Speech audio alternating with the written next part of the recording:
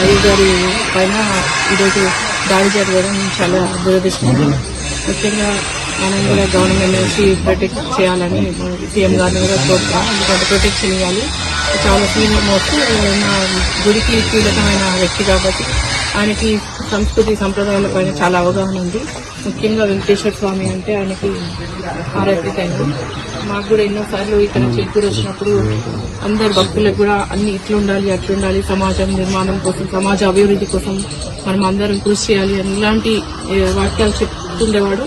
ఎప్పుడు సమాజం గురించి దేవుడి కోసం కోరుకోవడం నిజంగా ఎన్ని లక్షలు ఇచ్చినా ఎన్ని కోట్లు ఇచ్చినా అది చెప్పడానికి.